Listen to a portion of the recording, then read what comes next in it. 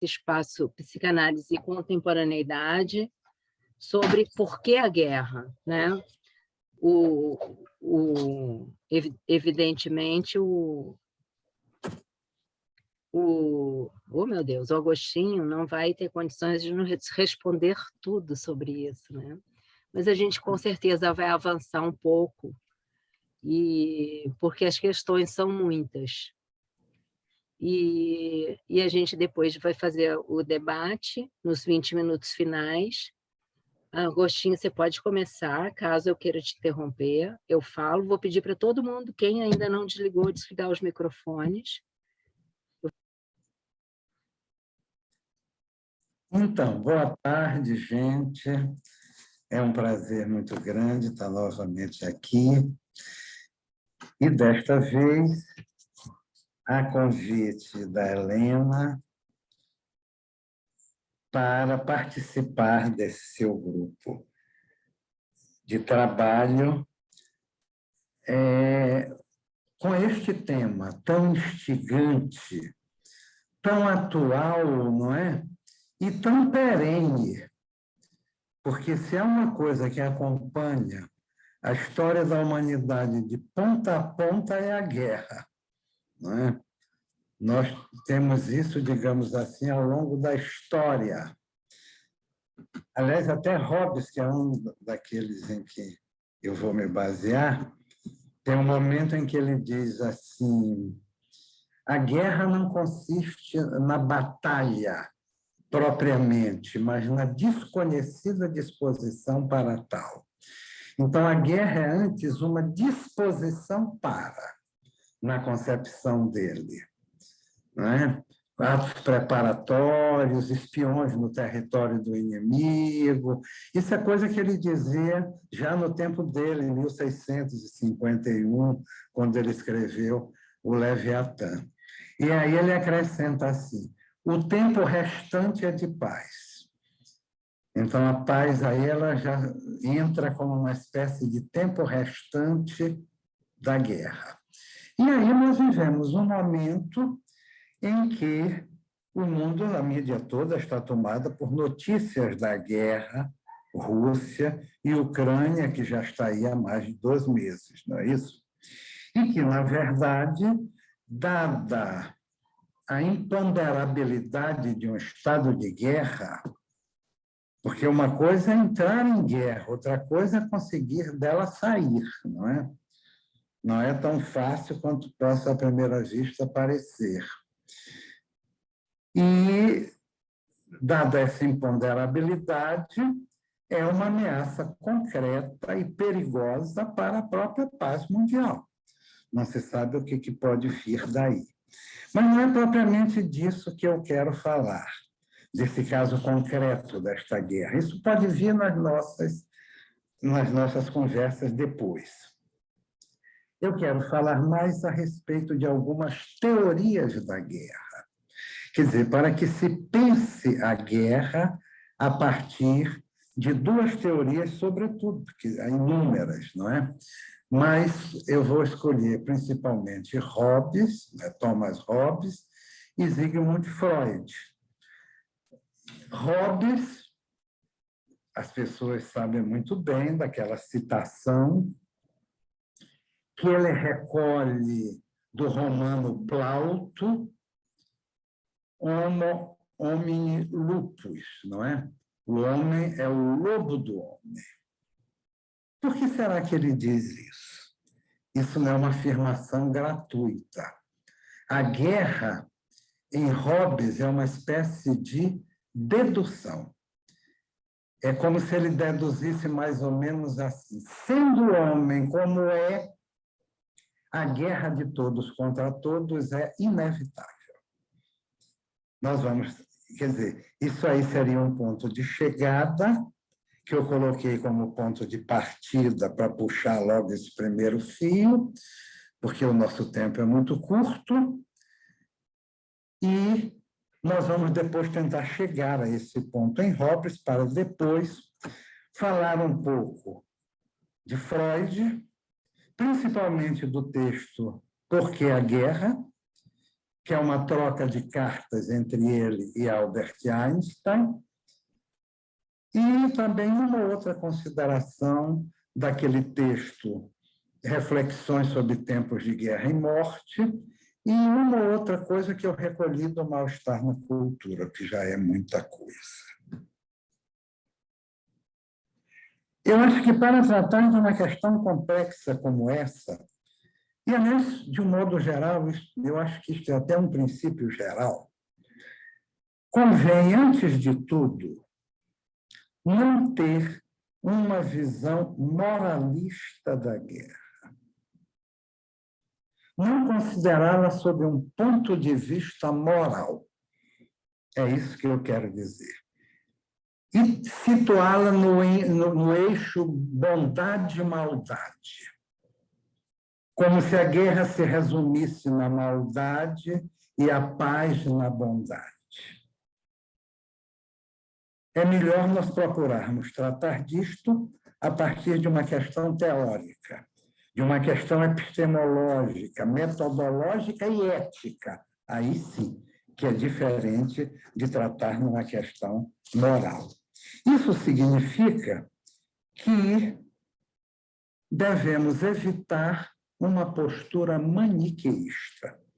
Aquele maniqueísmo binário em que eles ou nós, o bem ou o mal, o certo ou o errado, a verdade ou a falsidade, e onde está a verdade está toda a verdade, onde está a falsidade está toda, onde está o bem é um bem todo, o mal é um mal todo, ou seja, livre dessas oposições binárias que conduzem muito a um pensamento maniqueísta, o qual, por si mesmo, já é uma predisposição à guerra.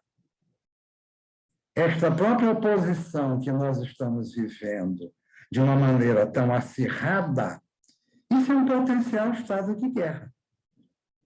Hobbes colocaria, com certeza, que não estamos na batalha, mas estamos numa guerra. Eu vou até, talvez, no fim, se houver tempo, falar um pouco da tal guerra cultural, da qual tanto se fala e que está aí.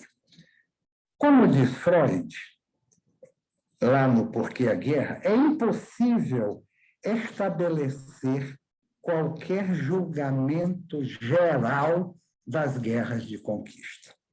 Eu estou citando Freud para ilustrar isso que eu coloquei de não considerar a guerra numa perspectiva moral e maniqueísta. Continua Freud. Por paradoxal que possa parecer, deve-se admitir que a guerra poderia ser um meio nada inadequado de estabelecer o reino ansiosamente desejado de paz, entre aspas, perene. Contudo, prossegue Freud, isso falha quanto a esse propósito. Quer dizer, se queres paz, procura a guerra, é um conselho meio furado. A guerra não é o melhor caminho para a paz. Isto falha quanto a esse propósito, diz Freud. O resultado de todos esses esforços bélicos consistiu, até aqui, em apenas a raça humana vir trocado as numerosas e realmente infindáveis guerras menores por guerras em grande escala, que são raras e, contudo, muito mais destrutivas. Nós sabemos que Freud viveu a Primeira Guerra Mundial, não é isso? Assim sendo, conclui ele, presentemente parece estar condenada ao fracasso a tentativa de substituir a força real pela força das ideias. Seria, digamos assim, o remédio seria esse. Mas esse remédio tem se mostrado condenado ao fracasso. Estaremos fazendo um cálculo errado se desprezarmos o fato de que a lei originalmente era força bruta e que, mesmo hoje, não pode prescindir do apoio da violência. Porque nós sabemos que a lei jurídica, ela tem um elemento de coercibilidade, que possa lhe dar eficácia. A lei sem uma sanção correspondente é letra vazia.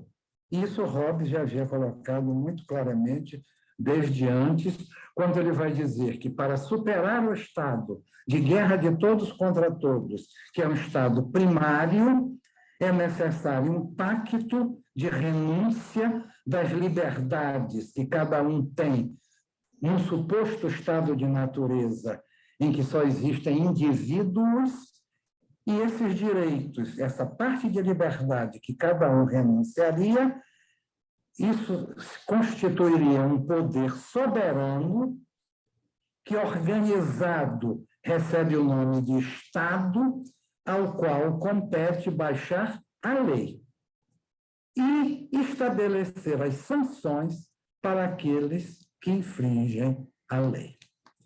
Porque Hobbes viu muito claramente que não basta fazer o pacto. O pacto social por si só não garante a paz. O pacto social é feito para conduzir, digamos assim, da guerra à paz.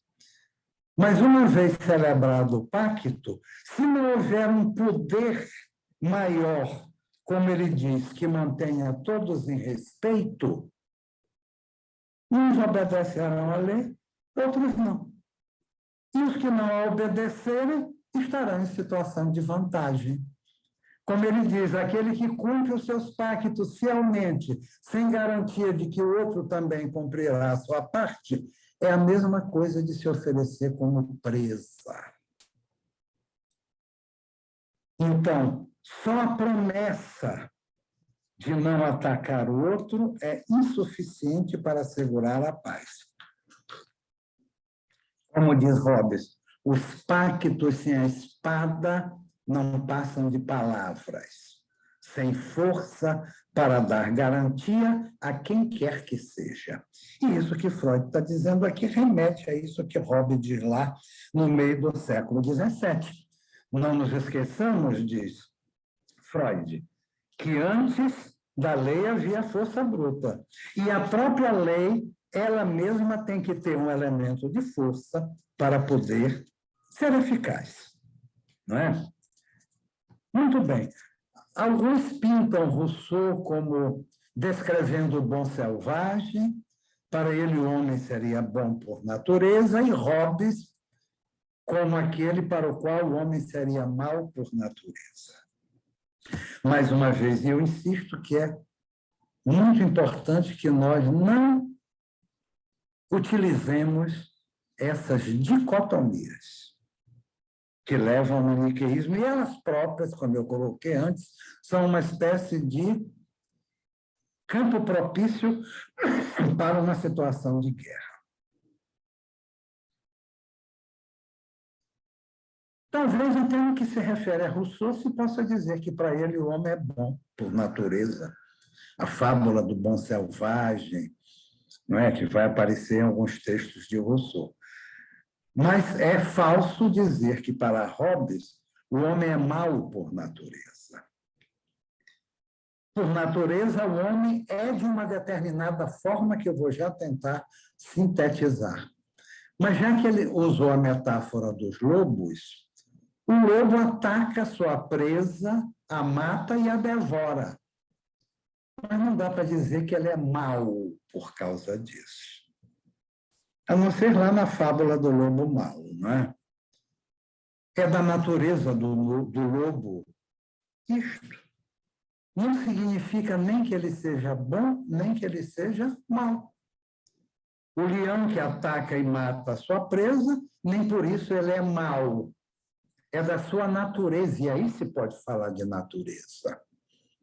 É da sua natureza agir dessa forma. Então, nós vamos nos colocar, digamos, para além de bem e mal, ou para quem? Bem e mal só depois. Só depois de estabelecido um pacto é que se pode falar de bem e mal. Para Hobbes, no estado de natureza, bom é aquilo que me agrada e mal é aquilo que me desagrada. Então, se o que me agrada é atacar o meu semelhante, é estuprar a primeira mulher que eu vejo na minha frente, então, isso para mim é bom, porque me agrada. Você só pode fazer uma distinção ética entre bom e mal depois que tiver havido um pacto social. Porque, enquanto entre os gregos e Aristóteles em particular, a sociedade é natural, a sociabilidade humana é natural, entre os modernos e particularmente em Hobbes, se o estado de natureza é um estado de indivíduos isolados, então não é um estado de sociedade, se isso é um dado, a sociedade só pode ser construída. Então, a sociedade, para os modernos, é resultante de um contrato. Daí que são os contratualistas, e o contratualismo tem no individualismo um dos seus pressupostos essenciais. Só há contrato se você supõe indivíduos pré-sociais que possam, num pacto de renúncia, de renunciar a parte de suas liberdades e transferir isto, todos na mesma medida. É fundamental destacar isto. Há um poder soberano, sem isto não há paz. Então, se a guerra é natural, a paz só pode ser construída. A paz é um construto. Muito bem. Então, vamos nos colocar aqui, digamos assim, num tempo ainda anterior a qualquer ética, a qualquer Estado, a qualquer ideia de justiça. Porque no estado de natureza, como diz Hobbes, nada pode ser injusto. Por exemplo, o leão, não é, que ataca uma corça e a mata para comê-la, não dá para dizer que é injusto, que isso é injusto. Ideias como justiça e injustiça simplesmente não podem vigorar em tal regime. Nós estamos no momento anterior a qualquer ideia de justiça. No que tange à natureza, justiça e injustiça são conceitos absolutamente vazios, que simplesmente não cabem. O leão não é injusto, porque mata a sua presa. Não cabe a oposição justiça e injustiça num terreno como esse. Muito bem. E a guerra em Hobbes? Por que será que é tão inevitável? Para isso, ele examina, é a primeira parte do Leviatã, Agostinho, eu posso só... Está me ouvindo bem?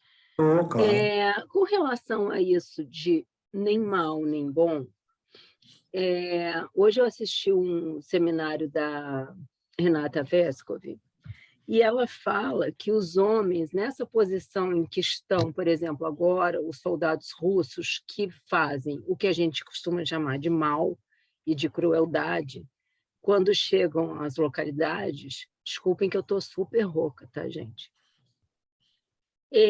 Ela fala que, nesse momento, o homem está reduzido ao eu ideal, uma posição narcísica, e que esse ponto de narcisismo ele tem um retorno ao sádico. Você acha que por aí a gente pode começar a pensar nisso? Porque, assim, é o senso comum de que isso é uma maldade, né? Mas de onde surge essa possibilidade de fazer esse mal a outras pessoas numa guerra? Ela falou mais coisas, eu estou trazendo um recortinho. Sim. Essa questão, Helena, que é uma questão super importante, é uma questão que tanto Hobbes quanto Freud se põem. Ambos se perguntam assim, o bem, mas bem para quem? Freud também faz essa questão em relação ao prazer.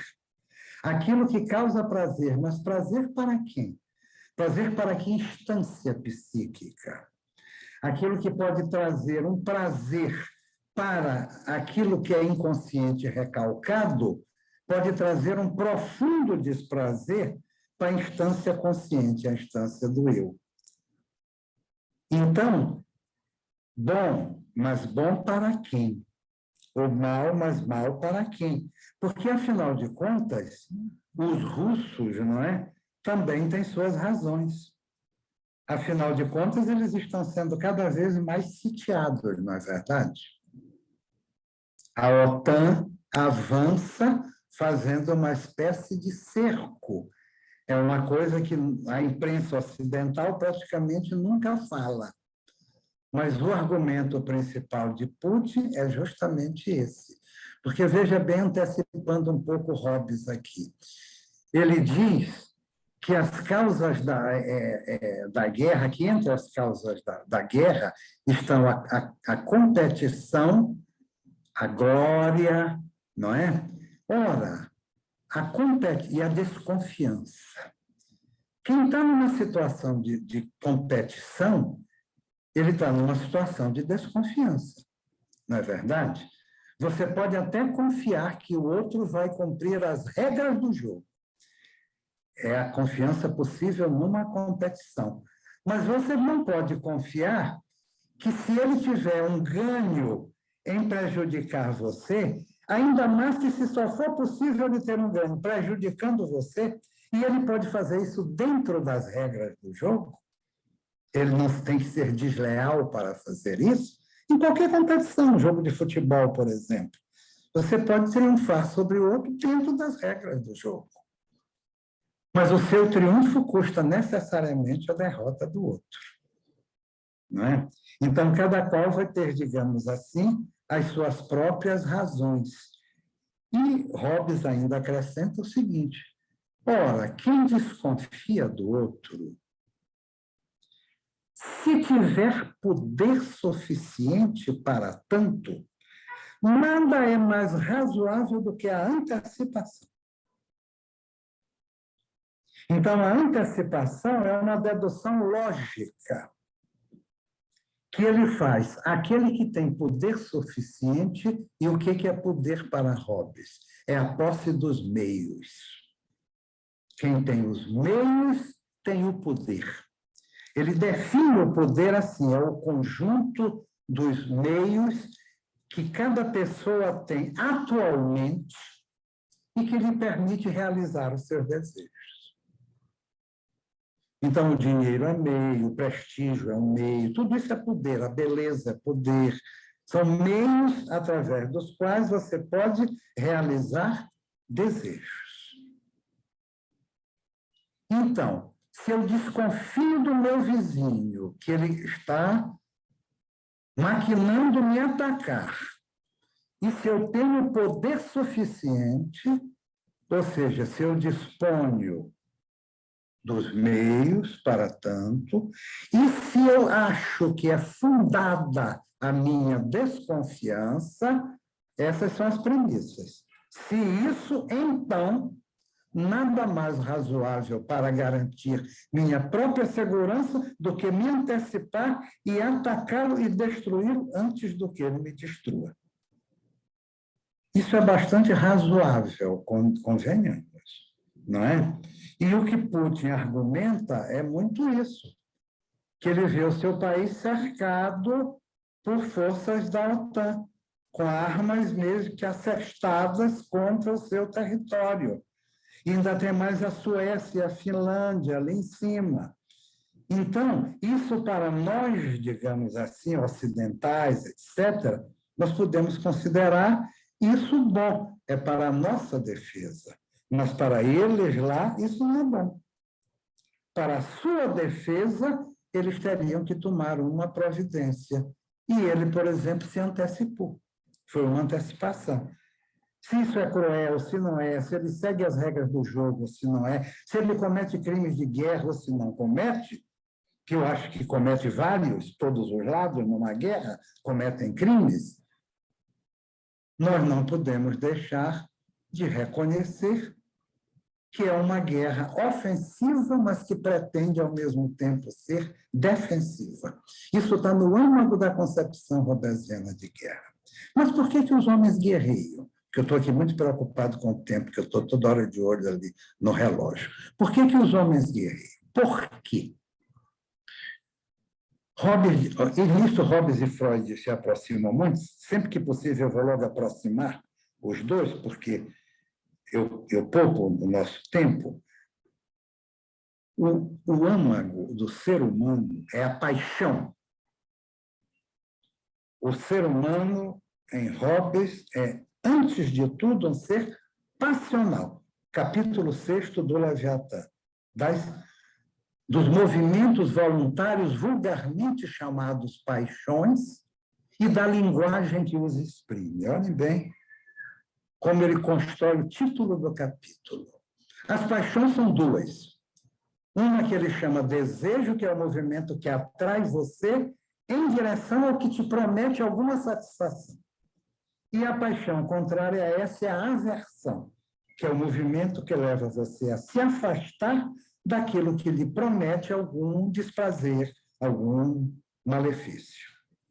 Então, assim como em Freud, o ser humano é fundamentalmente pulsional. E a pulsão, nós sabemos que tem como meta, como alvo, a satisfação. Essa é que é a finalidade, a meta de toda pulsão. Ora, então, o que move o ser humano, diz Hobbes, são as paixões, que basicamente são duas, desejo e aversão, e elas vão se desdobrando em diversas outras, que não é o caso de eu entrar aqui nisso, porque tomaria o resto do tempo e seria insuficiente, mas são basicamente essas duas.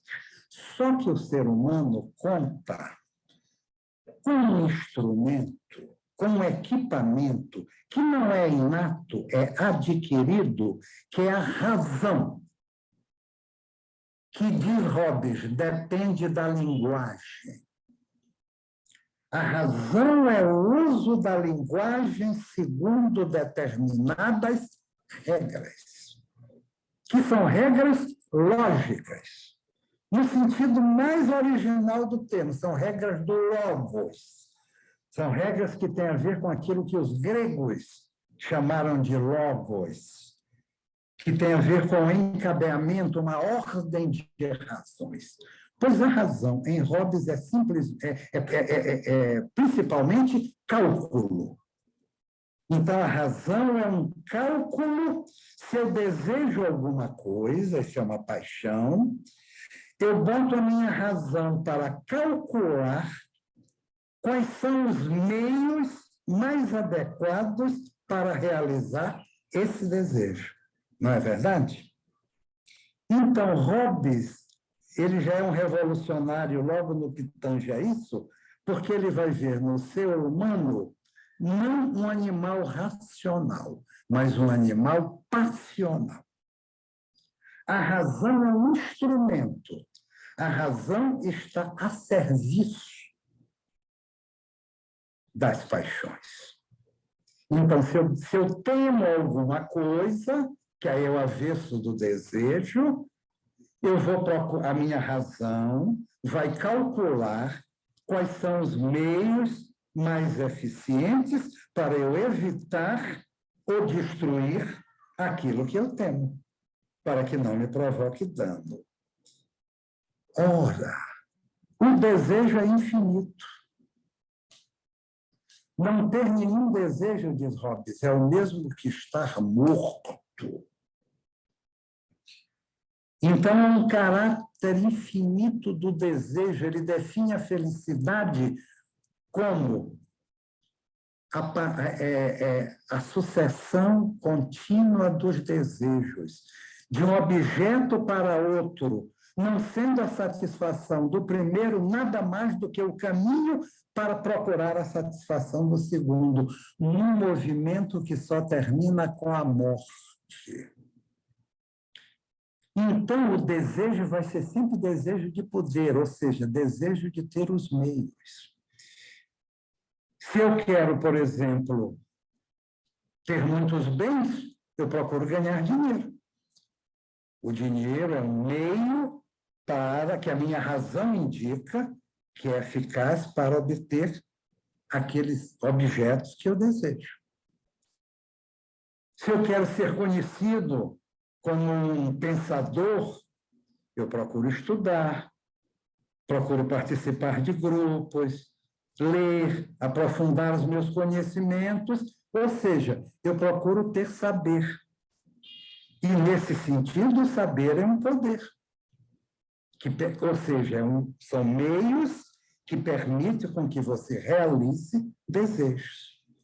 Além de ser ele próprio um desejo em si mesmo. Você pode ter simplesmente um desejo de saber. Ainda que não seja tão acompanhado pelo desejo de que os outros reconheçam o seu saber. Você pode ter simplesmente o desejo de dinheiro, mesmo que não queira comprar nada. Tio Patinhas é um grande exemplo disso, né? Ele quer ter os meios, mas o meio para ele é o próprio fim. Ele só faz acumular as suas moedas, não é? Então, por que a guerra é inevitável em Hobbes? Porque o desejo é infinito, porque a felicidade é a contínua realização de desejos e porque o ser humano é dotado de um equipamento adquirido, que ele adquiriu quando adquiriu a linguagem, porque para Hobbes a linguagem não é inata, é adquirida, não é? Então, esse cálculo, essa razão é adquirida junto com a linguagem e serve para calcular os meios para obter aquilo que eu desejo. O poder nada mais é do que o conjunto dos meios. E ele ainda põe um elemento temporal. O poder é o conjunto dos meios de que alguém presentemente dispõe para realizar os seus desejos. Ou seja, o poder é sempre atual. Se eu já tive os meios e não tenho mais, eu não tenho poder.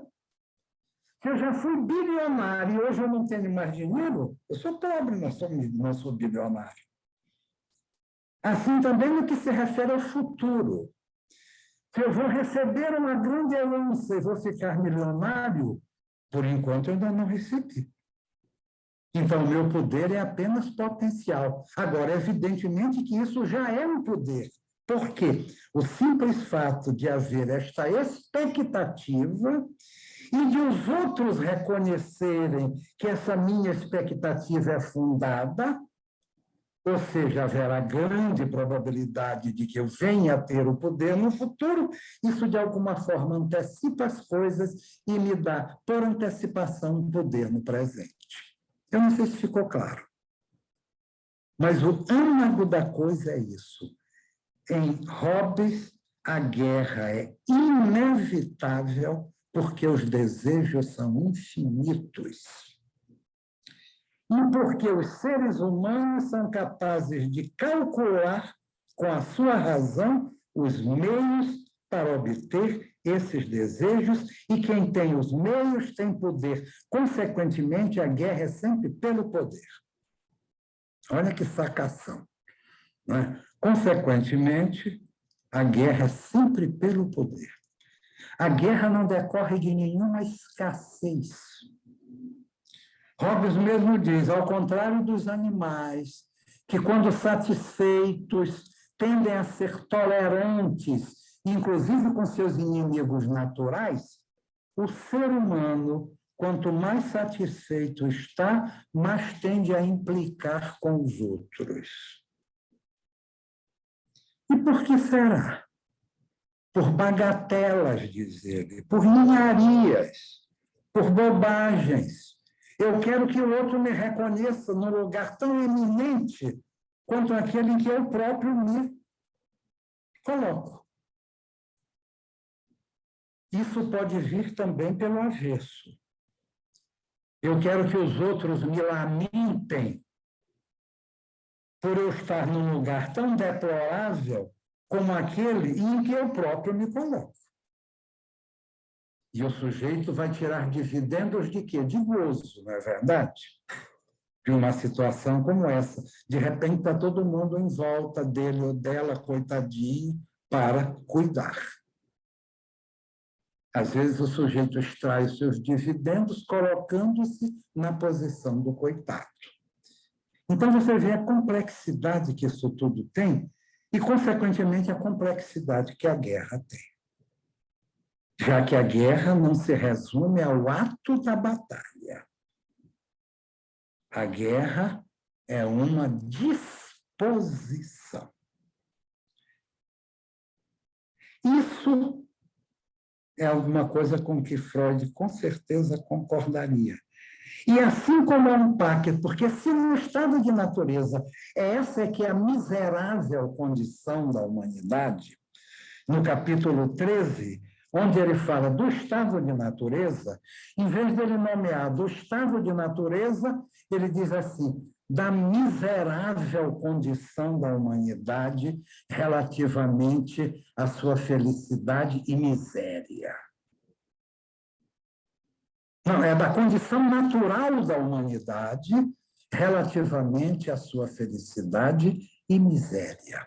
A condição natural da humanidade, sendo o homem como é, e ele diz, quem duvidar disso, procure dentro de si mesmo, para ver se não encontra, porque esta espécie de doutrina não admite outra demonstração, e isso é método filosófico finíssimo, não é? Riquíssimo, de alcance enorme, tanto que ele tira alcances assim extraordinários, consequências extraordinárias dessa afirmação.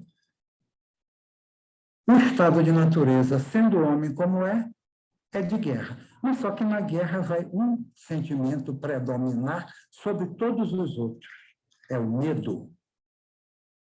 É o medo. É o medo da morte. Mas não é o medo da morte, simplesmente. Todos nós sabemos que vamos morrer. Mas, a não ser que tenhamos algum problema psíquico mais grave, nós não estamos aqui apavorados o tempo todo porque vamos morrer. Seria uma vida das mais miseráveis, não é? Essa do sujeito ficar o tempo inteiro com medo de morrer. Ele acaba precipitando logo, não é? Para se ver livre. Não é o medo da morte, é o medo da morte violenta. É o medo da morte que ceifa a vida do sujeito antes daquele tempo que normalmente a natureza destina aos homens para viver. É claro que era muito menor no tempo de Hobbes do que hoje, né? Embora o próprio Hobbes tenha morrido, se não me engano, com 89 anos de idade. Uma idade bem avançada, hoje, imagina, no século XVII. Ora, se o medo da morte é a paixão que predomina, é preciso que haja um desejo contrário para se opor a esse medo. Olha como tem similaridades com Freud. Pulsão de morte e Eros vai se opor. Eros vem pela contramão, porque se a pulsão de morte reina soberana, articulada com o princípio de inércia, que quer dizer tensão igual a zero, o sujeito simplesmente morre. Não é isso que ele diz no Além do Princípio do Prazer? A vida é uma perturbação. Na verdade, diz ele, o ser vivo só quer morrer, mas morrer ao seu modo. Morrer depois do seu périplo de vida. Ele não quer morrer antecipadamente. Isso é qualquer ser vivo. Freud coloca lá no Além do Princípio do Prazer. Não é? É morrer depois do seu périplo vital, digamos assim. Então, é preciso que um desejo contrário ao medo da morte opere para poder, de alguma forma, neutralizar. Olhem que em Freud também é uma espécie de pacto. O pacto é a renúncia pulsional, não é? É a renúncia pulsional, é o recalque das pulsões, de componentes de pulsão de agressividade e de sexualidade, e de ambas combinadas. É o recalque dessas pulsões que torna possível algo como uma civilização. Então, é uma espécie de pacto freudiano que é o recalque que opera. A civilização é filha do recalque. Claro que não só do recalque, porque vai ter a sublimação, vai ter toda uma série de outras coisas que podem dar, por assim dizer, um salto de qualidade no meio disso tudo. Pois, assim como em Freud o pacto é uma renúncia pulsional, em Hobbes o pacto é uma renúncia de liberdade ilimitada que no estado de natureza todos têm. Então, todos renunciam na mesma medida aos seus direitos, mas não a todos, porque se você renuncia ao seu direito à vida, qualquer um vem e te mata. Se você renuncia ao seu direito à liberdade, qualquer um chega e escraviza você. Então, você pode renunciar à sua liberdade, mas a parte dela. Nunca a toda ela. Que parte? É uma parte que tem que ser a mesma para todos, porque o pacto pressupõe uma situação de igualdade. Um contrato em que as partes não estão em situação de igualdade é um contrato que já nasce viciado. Então, você, para superar o medo da morte violenta, que a guerra de todos contra todos necessariamente traz, você tem que opor um desejo. Esse desejo, Hobbes chama de esperança.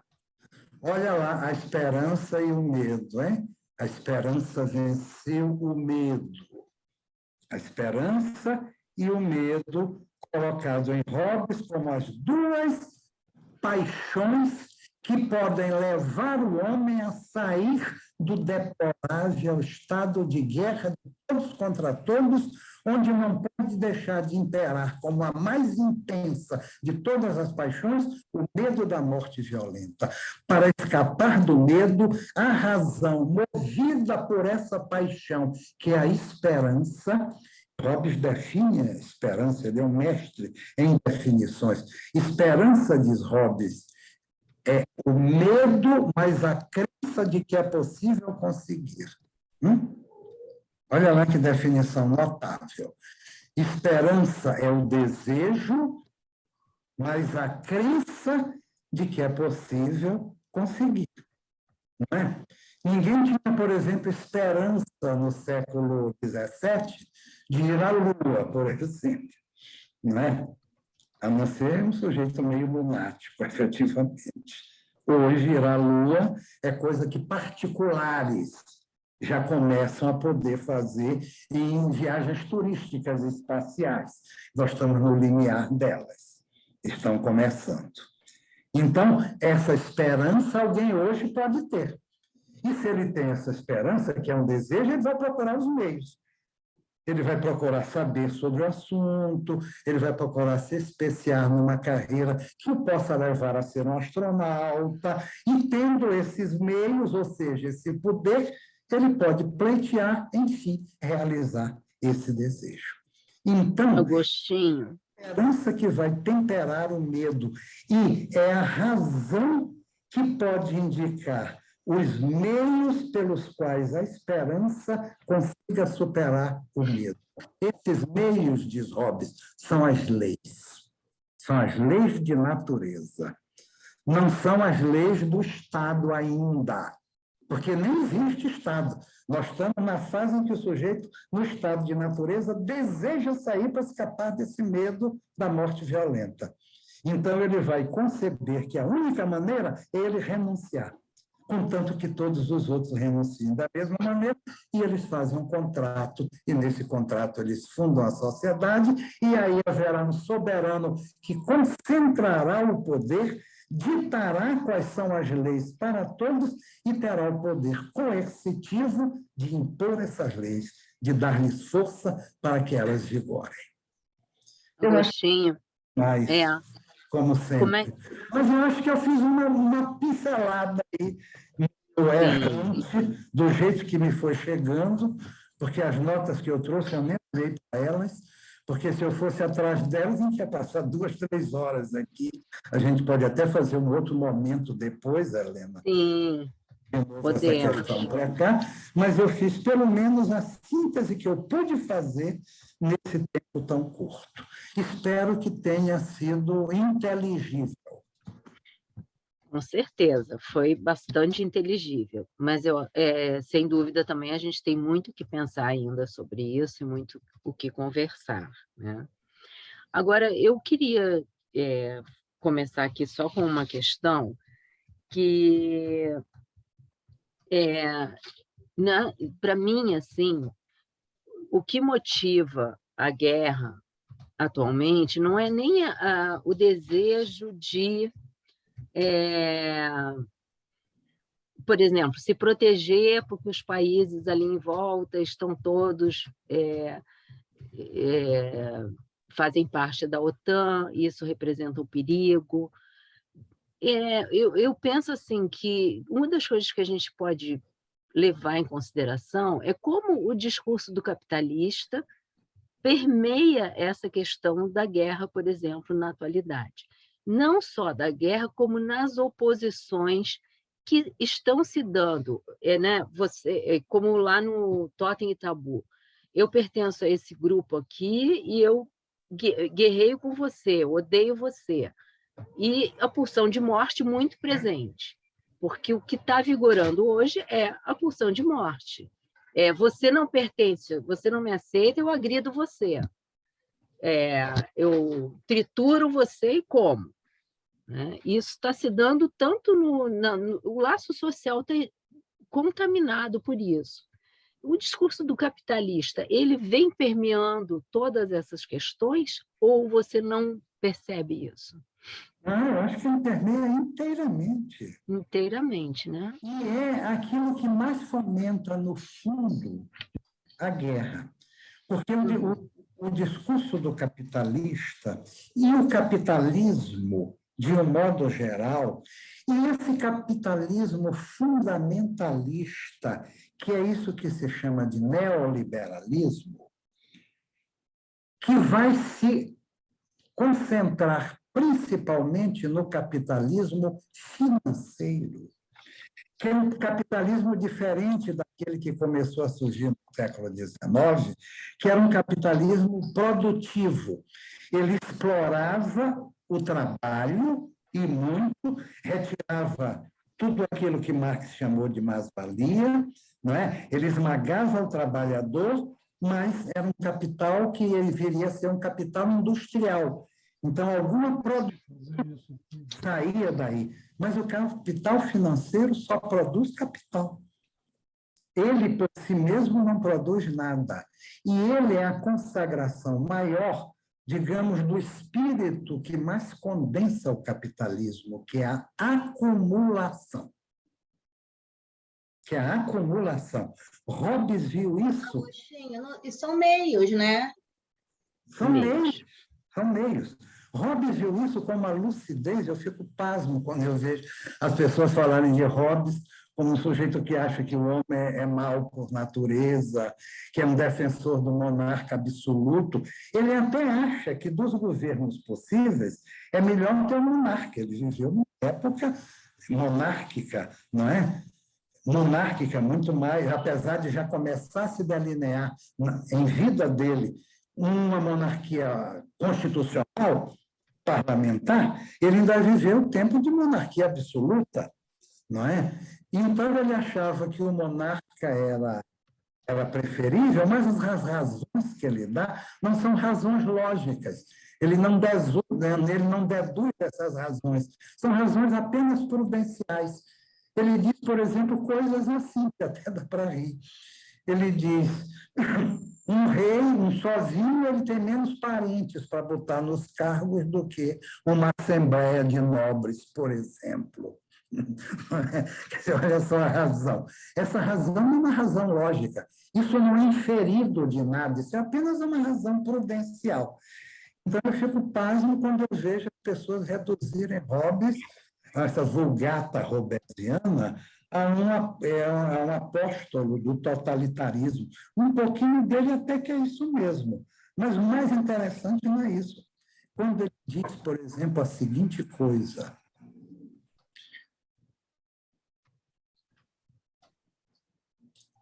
ninguém pode se dar por satisfeito com seu poder atual sem adquirir mais poder ainda.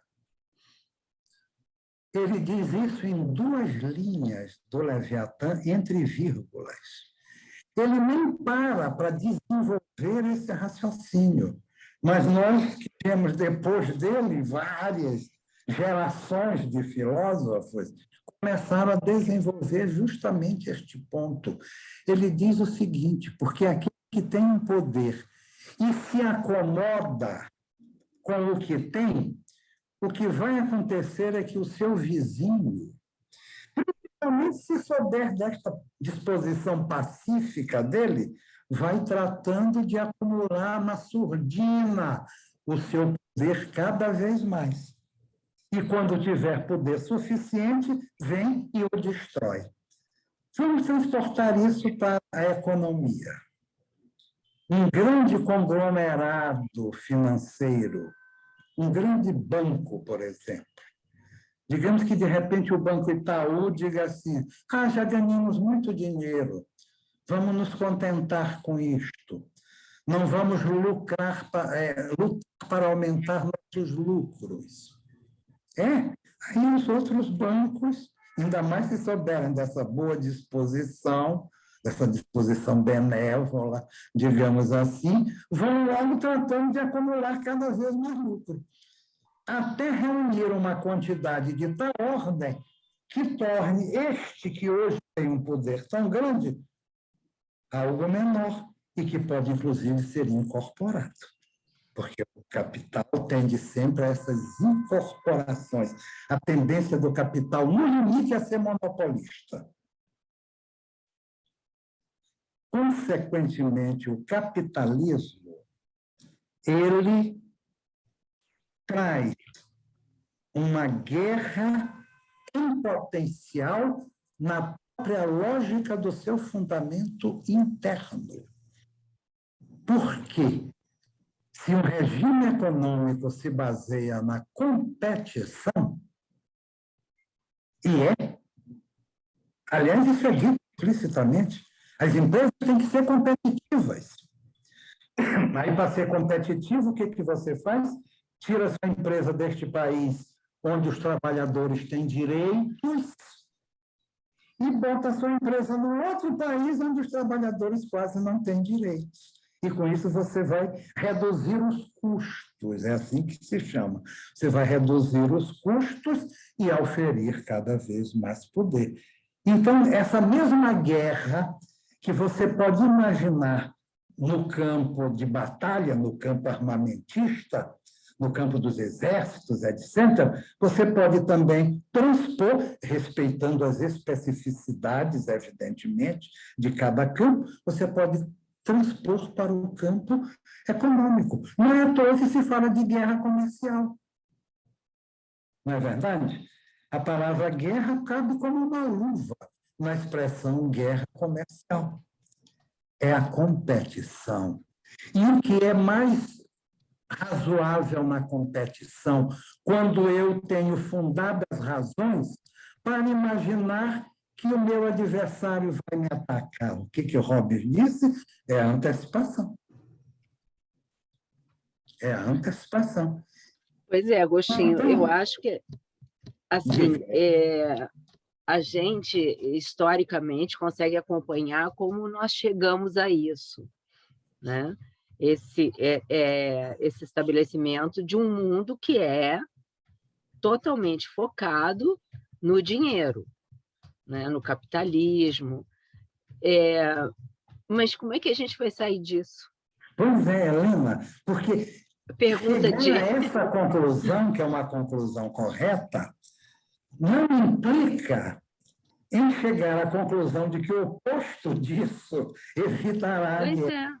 É a mesma coisa de quando, por exemplo, quando Lacan diz assim: o desejo não é um bem em nenhum sentido do termo, nós não podemos inferir daí que o desejo seja um mal. Não é verdade? Quando Lacan diz que o desejo não é um bem, ele não está querendo dizer que o desejo seja um mal, não. Apenas ele está dizendo que o desejo não é um bem. Sim. Doutor Não Agostinho. dá para nós concluirmos apressadamente que, por isso, o desejo seja um mal. Então, pelo fato de o capitalismo ser tão acumulativo assim, não significa que o comunismo ou que o socialismo também não sejam. Sim. Ainda que seja outra espécie de acumulação, porque, afinal de contas, o governo do proletariado nunca foi do proletariado. Ele sempre foi da cúpula do partido. Eu tenho um texto, eu acho que é um Direito Alternativo e Marxismo, já de quantos anos, foi no comecinho da década de 90, em que, num determinado momento, eu digo assim: quando a revolução triunfa, alguém já está no poder. E por força daquela lei cartesiana de que ninguém pode manter o seu poder atual se não aumentá-lo, esse que já está no poder, quando a religião triunfa, ele começa logo a concentrar o poder em suas mãos e vai fazendo expurgos. Então, alguém que até então era aliado, daqui a pouco é inimigo. Lembremos de Trotsky, por exemplo, à medida que Stalin trava o poder nas suas mãos, ele vai fazer a revolução dos bichos. A revolução dos bichos é uma metáfora maravilhosa. Perfeito. Ver isso. Consequentemente, o fato do capitalismo ser necessariamente cumulativo e, por isso, trazer em si o germe da guerra, não quer dizer que o socialismo também não seja. E, atualmente, ele é acumulativo, inclusive, de dinheiro também, como, na verdade, sempre foi, porque sem dinheiro você não consegue fazer bombas, fazer uma marinha, um exército, uma aeronáutica poderosas, fazer obras.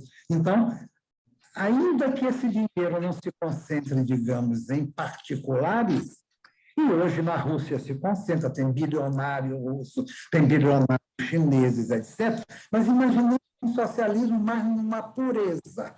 Ainda que não haja uma concentração individual de dinheiro, haverá uma apropriação e uma acumulação de poder pelos que detêm o poder. E é nisso que Hobbes foi genial. Ninguém pode estar garantido com seu poder atual se não aumentá-lo, porque se ele não aumentar, daqui a pouco os outros vão se reunir para, lícita ou ilicitamente, legitimamente ou não, mediante uma armadilha, uma tramóia qualquer, derrubá-lo e conquistar o seu poder. Isso vale no campo da economia, isso vale no campo das finanças, etc. e tal. É uma instante, gente. Eu queria fazer uma entusiasmante. pergunta rapidinho. Só um minuto. Está na hora, estou vendo aqui que nós já Helena, passamos. Oi. Está na hora da Tereza. A gente tem mais 10 minutos para quer ver como vai começar a atividade da Tereza Meloni. Pois é. A Maria Clara se inscreveu e Tereza Meloni se inscreveu.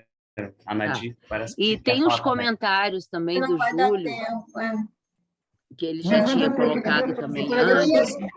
Eu ia só dizer, é rápido, não é nem deixa a Maria Clara falar, depois você fala. Tá, mas quem não está falando, só desligue o microfone, por favor, senão fica o maior tumulto aqui de vozes. A minha fala ficaria mais assim no âmbito talvez da teoria da ética, né? Da teoria da ética, partindo de duas premissas hobbianas. Uma é a esperança seria o meio de superar o medo, né? E esse meio viria através da lei. Mas pensando na lei como um caráter de significante, viria mais uma vez essa questão da eficácia, a força de significado dada a essa esperança viria do quê, né? De qual tipo de substância. E aí também usaria as outras premissas, que são os desejos seriam instintos naturais, né, do ser humano, e a razão, um mecanismo adquirido, não inato, mas a razão compreendida como sendo constitutiva da linguagem, né? E aí, meu comentário, eu gostaria de um comentário do senhor a respeito, eu pretendendo aqui traçar também, na linha dessa questão da esperança e do medo, né? De que modo a pulsão de morte poderia estar a serviço da pulsão de vida, né? Desse ponto de vista. E aí eu fiz a seguinte indagação: não teria uma natureza própria, né, da razão, né? Então, no caso, e por ser natureza, porque a razão, embora seja razão, é constituída de alguma substância também, alguma natureza, né? Seria possível conceber a existência de um instinto próprio da inteligência, e sendo este tipo de instinto, um instinto intuitivo secundário, pois não advindo do direto dos desejos, mas sim da razão, que seria transcendente à dicotomia entre desejo e aversão, estando a serviço de valores mais sofisticados. E então, daí surgiria a diferença entre natureza e essência. Deste modo, sendo viável, né, seria viável pensar na construção de uma nova condição humana a partir da consciência, discernida essa consciência da matéria, ou mais próxima de uma matéria mais sutil, da qual resultaria uma responsabilidade mais exitosa do ponto de vista do pacto social fundado em valores éticos de caráter absoluto, principiológico. Esse seria o comentário. Construir um modelo dessa forma. Seria até o ideal, construir um modelo que pudesse funcionar e assegurar uma paz duradoura. O problema é dar vigência, é dar eficácia a esse modelo.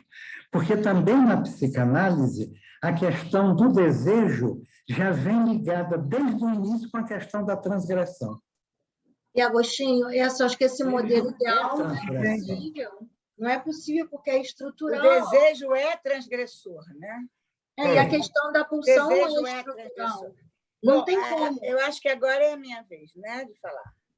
Então, eu queria retomar a pergunta da Helena e da Maria Clara, que acabou de falar, que a gente fica assim tentando, como é que vai sair daí, né? E que modelo a gente pode formar que salve, né, que reverta todas essas leis, esses funcionamentos, essas formas de funcionamento que estão previstos, como você colocou em Hobbes, estão previstos na psicanálise. E eu fiquei pensando se isso não seria como isso não parece ser a ideia de terapeutizar o homem, ou seja, como é que eu me livro desse sintoma?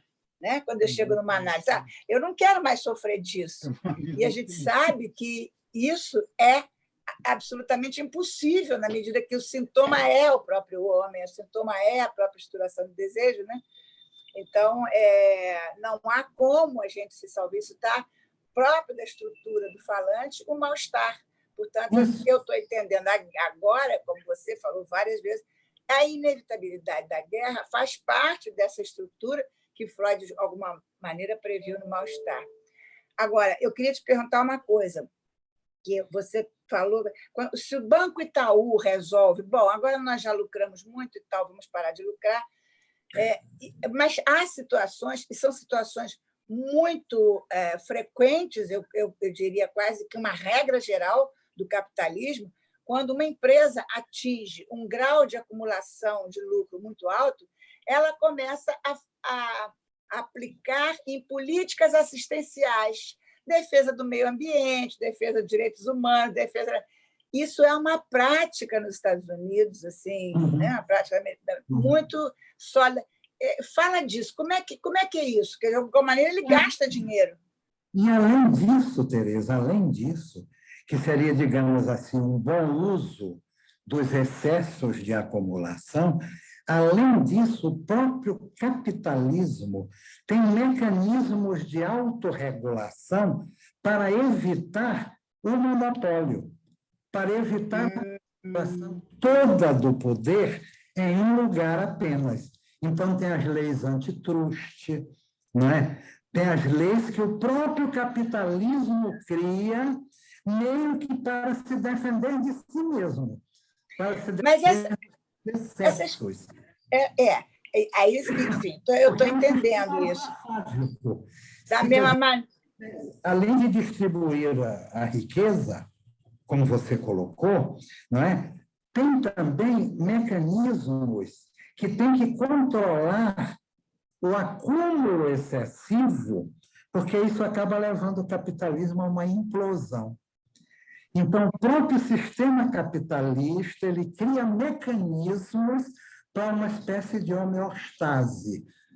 Ao contrário de Freud, que a homeostase veria o mínimo de excitação possível, no capitalismo ele vem no máximo de excitação possível, mas no máximo.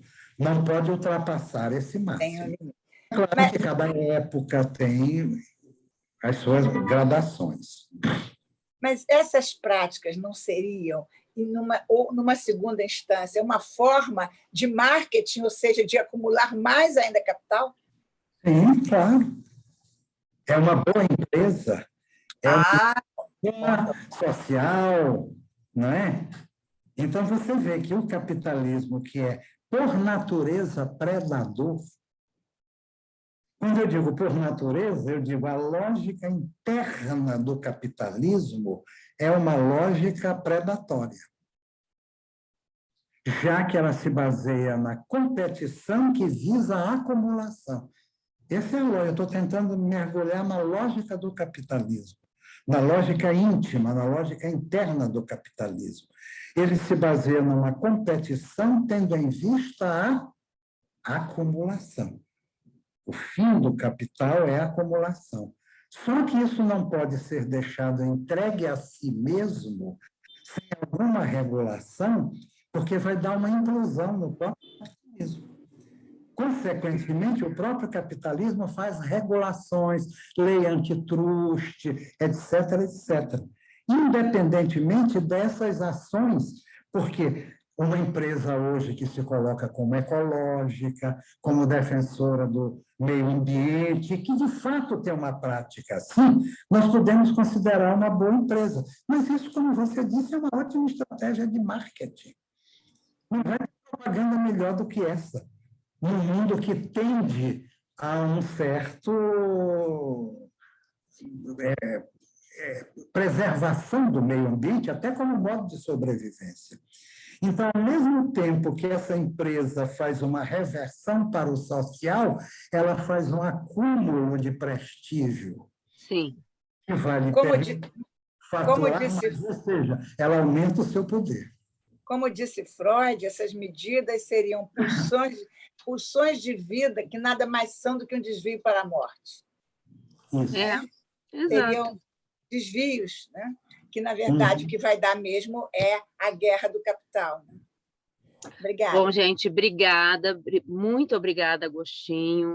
Claro que no segundo semestre você vai voltar aqui. Fascinantes, eu fico meio que tomado aquilo que é o entusiasmo, lá no seu sentido até de idade moderna ou coisa assim, por um entusiasmo, porque eu acho que essas coisas a gente precisa pensar.